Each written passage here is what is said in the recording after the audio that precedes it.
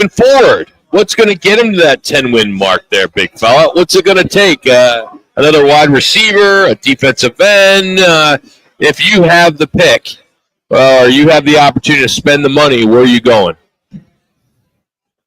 If I have to pick, what you guys doing, man? If I had to pick, Rock, technically, I would probably be looking at defense anywhere in that front seven on that defensive front, starting that way. Okay. You need something to fill that middle up. We got some guys on the edges that can kind of get to the quarterback, but you got to have somebody to stop that running game. And at the end of the season, some teams just really put the hammer down on us up the middle up our gut.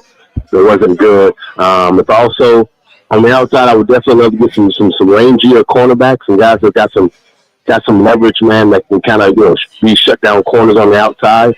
And I think that would be definitely helpful. Yeah, we got a defensive minded coach, JG, and a young defense coordinator. Really, man, they really coach 4 quarters of football, but our offense made some plays at the end of the season that just was not good. When you looked at the current draft choices this last year, you talk about Marvin Harrison, but how about Darius Robinson, the incomplete that we saw of this young man? Seemed like that Achilles or whatever it was that bothered him. With that, let's just say incomplete for him this year. Do you go after another top edge rusher, or do you put your faith in the young man you drafted number 2 overall last year? I mean, you always put your faith in. You try to trust and give a guy a chance to kind of overcome a tough situation. Injuries are always part of the game, but you never want them to happen. Everybody was looking forward to having him come out and really, show his exploits and what he's able to do. The edge rusher right now is technically the number 1 item on a defensive front, and you need those guys to kind of put pressure on the quarterback. It would be great to see him come back healthy, but you got to protect yourself as well. And any guy that you can have, a dual guy that can go from defensive tackle to defensive end, or you can have a rangy, athletic, defensive end that you can move around a little bit. That will be very helpful. Again, our front 7 needs a little bit of help.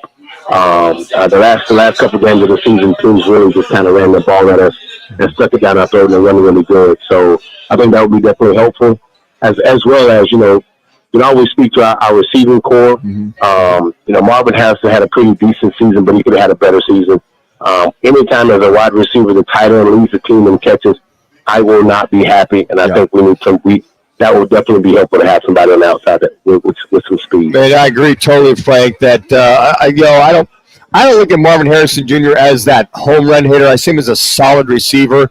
So if you're going to go after that number 1, or go get that juice on offense where you can stretch the field on every play with somebody. Now, obviously, the T. Higgins of the world are out there, agency-wise. Is it a must for this offense to get that home run hitter that can take it to the house at any time to be maybe your true number 1 guy? It's funny, man. I had the blessing of coming in with Rob Moore. Larry Fitzgerald had the blessing of coming in with Anquan Bowman.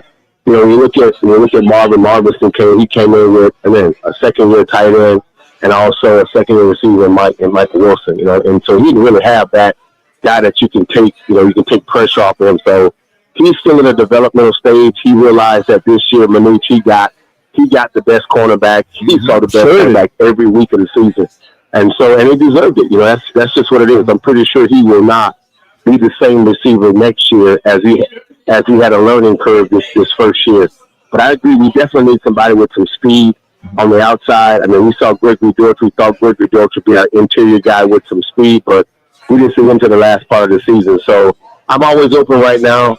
We have been one of the teams that have not gone down the field over the last 2 to 3 years, and we've talked about it a lot on this show, and it just has not happened. It has not manifested. So that would definitely be a priority of mine, whether you get it in free agency on a budget, or you go out, you go find some young studs, man, that's coming out in the draft right now that can really fly and catch the deep ball. Frank Sanders is our guest on the Right Toyota guest line. All right, let's talk money, Frank. Right now, you and me, nobody else is listening. They've got roughly $70 million under the cap, Frank. Allegedly. $70 million under the cap.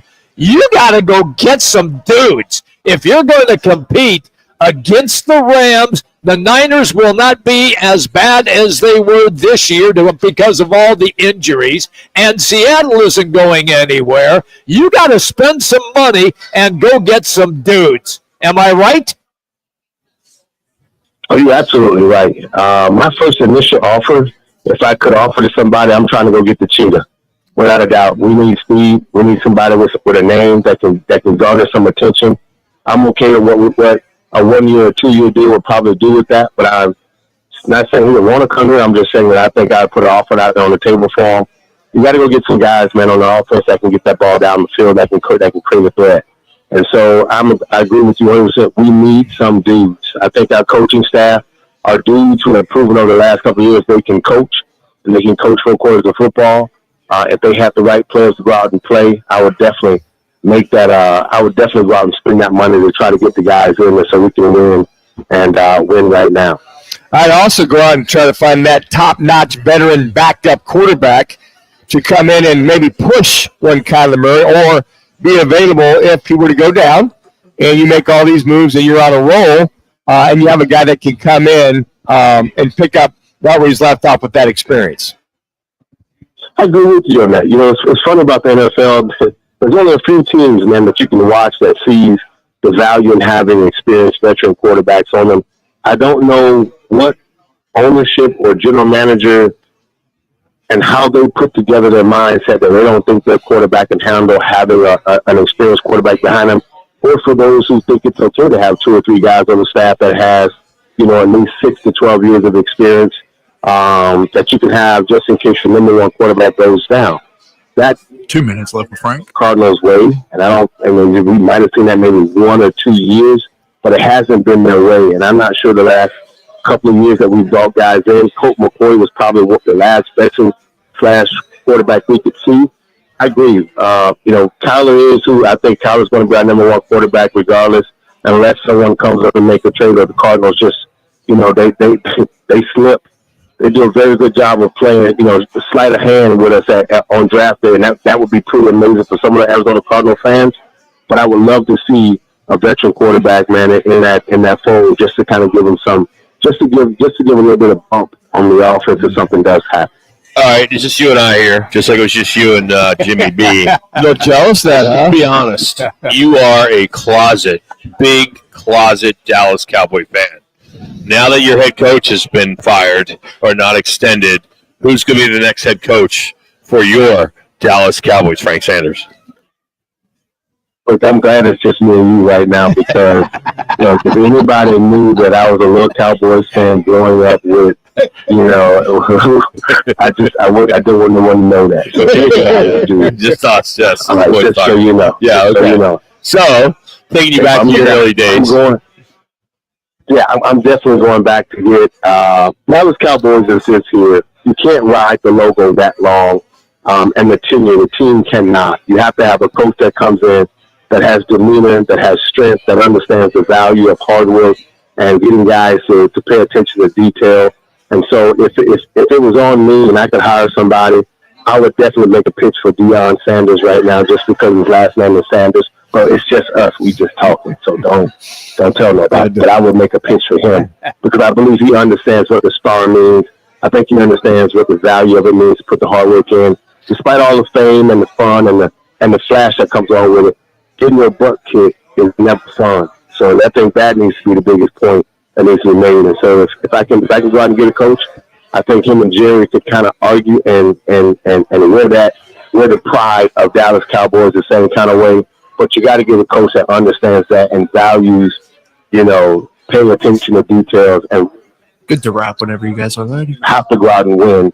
And the only way to earn that respect and that star deserves that. Unless if you take L's, everyone's gonna make you a big joke.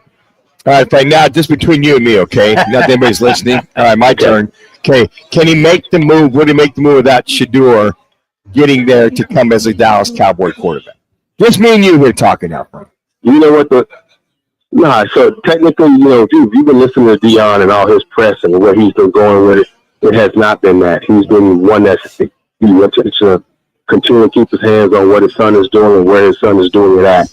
And that to me, if it doesn't, I mean, if you can strike lightning in a bottle and get your son and the coach and they both able to make that transition from high school to junior college, from junior college to D1 football on to the pros. If you can do that and get it to make it successful, that'd be great. I do suspect the locker rooms are very funny and very fickle, especially when it comes to money and it comes to the ability to give guys to play favoritism. This is a real sport with men going out to play and not with bad intentions. And if anyone sees that, I mean, you'll see that. You'll watch a team either ride with it or they'll quit on them. And that's not a good feeling to have when you're on a team like that. Do you get a lot of people beeping at you when they see your license plate? I love boys. You mean the Cowboys? I mean, I see that. What? That license plate it just says LV. Oh, boys. Okay. Love boys, as in Cowboys. Got it. Okay. And then you have that license plate holder. Because I remember Ron Wolfley, used to drive his red Jeep, and he had the Cowboys place, license plate holder too, which was kind of a big deal. So that was kind of funny, So I'm assuming you have the same one. You probably do, right? No, sir. And I will never have that plate. Once they got rid of Tom Landry, I stopped being a Cowboys fan. They got rid of Too Tall, Everson Wall, Drew Pearson. They got rid of the guys that I liked growing up as a young kid. I stopped being a Dallas Cowboys fan. And then I got a chance to play them and beat them, and I thought that was pretty cool. But Rock, to answer your question, one of my first tag I had around my license plate was it said I got my mind on my money and my money on my mind. That's what my license plate said. I love it. Thank you, buddy. We'll talk to you next week. All right, brothers. Y'all have a good one. I will love you guys. That's Frank Sanders joining us on the Right Toyota guest line. We'll continue from the Trophy Bar in Chandler. It's Rock and Manooch with Jimmy B.